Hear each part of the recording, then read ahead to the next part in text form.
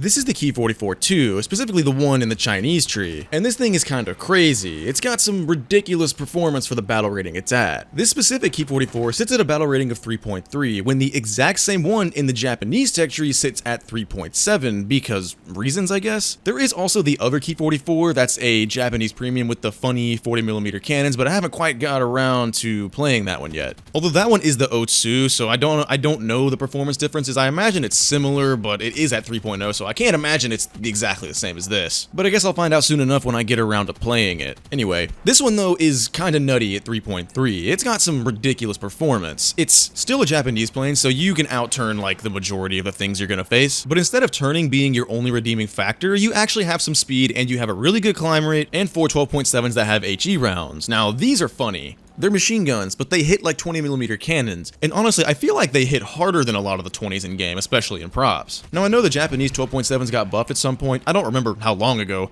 but damn.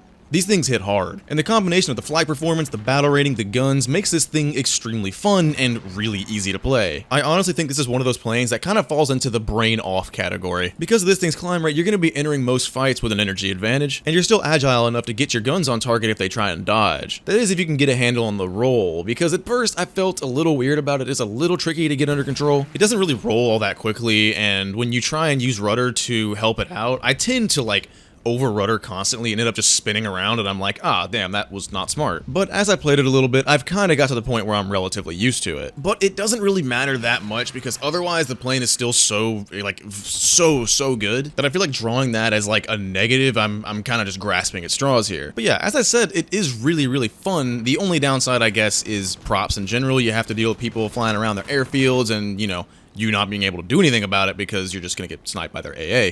So you still have to ground pound to eventually win on tickets, which is kind of like not super fun. But I think I say that in literally every single video I make on a prop at this point. As far as my playstyle goes, I kind of just send it a lot of the time. I don't really play super carefully or anything because this plane is more fun when you send it on everybody. At least to me anyways. Alright, here's some gameplay. Starting out this game, we've got an F4U Corsair. He kind of ends up really just putting himself in front of my guns without doing much to avoid it.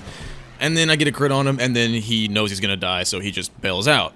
GG, I guess? Fairly confident I'm the highest one in the match, so best course of action for me is gonna be start with the highest targets and then work my way down. Which leads me to this 109, who is at roughly the same altitude as I am. As I approach, he points his nose to his right and flies straight.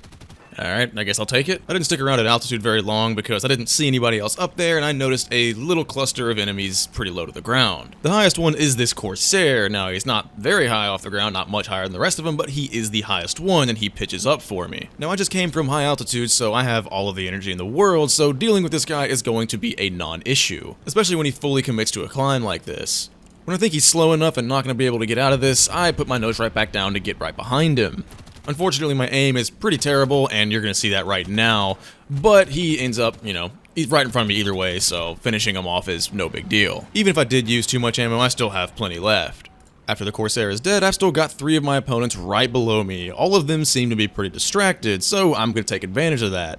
190 flies in front of me, and I'm going to line him up with these machine guns, and a couple rounds take him out. It's funny, if you told me these are 20mm cannons and I didn't know any better, I would believe it. Anyway, Tu-88 shows up, going on head-on with my teammate, and I'm just going to take some more shots at him. He dies pretty quickly too. Now all that's left from that little cluster is this FW-190. He's pretty low and pretty slow, and that's not a state you want to be in when you're flying a 190, and I've still got more energy than him. Roll over on top of him, take a couple shots, and he's dead. Not like many of these kills are really taking any skill. People are kind of just ending up in my guns, and I had some more speed and altitude than them, so I kind of just point my nose at him and, you know, get kills. Up next, we got this P-40. Originally, he did have some altitude over me, but he dove down on my teammate, the Spitfire, and then flies right over my head. Now, he's still pretty fast, much faster than me, so if he kept going straight, he probably would have gotten away from me unless I got my guns on target. But as you see, it took a minute to get my nose around, so it might not have happened. But he ended up turning around and ending up right in front of my guns once again, so that's another kill. Up next, we got this XF-5F. Now, I don't really know anything about this plane. I've been meaning to play it. I got it from one of those drops, but I haven't tried it yet. We're pretty much at the same altitude, so I'm gonna start diving down to gain a little bit of speed because I feel much more comfortable if I have that speed. He tries to point his nose down at me, but I start going back up. I try taking it more horizontal, but I did that rudder thing earlier right here. I didn't mean to do that. I didn't mean to spin around like that, but I mean, it doesn't matter. It's still gonna work out. I do think if he was in a different plane, that might have killed me, that little mistake, but it's okay because it appears he is going to start stalling out, and I'm still maintaining enough speed with my flaps down to keep this turn going. In fact, the flaps were so effective that I'm gonna be able to pull all the way in and pull lead. Line up the shot. Shoot a bit, get a crit, and that's going to cripple him. Pull all the way in behind him, just take some more shots, trying to finish him off. Not quite yet, almost there. And that's it. Not a bad game at 8 kills, but it didn't really feel like I had to put that much effort in. Honestly, in general, it really doesn't feel like you have to put that much effort into flying this plane. Like I said earlier, it's kind of one of those brain-off planes, which is fine with me, so as long as you don't do anything incredibly dumb, you'll be okay. But, you know, I still do that pretty often. Anyway, how do you guys feel about this plane? I quite enjoyed it and probably gonna keep playing it more, but I also want to play that other one with the 40mm cannon, so maybe that one's next, who knows. Alright, that's gonna be it from me today. I'll see you guys next time. Peace.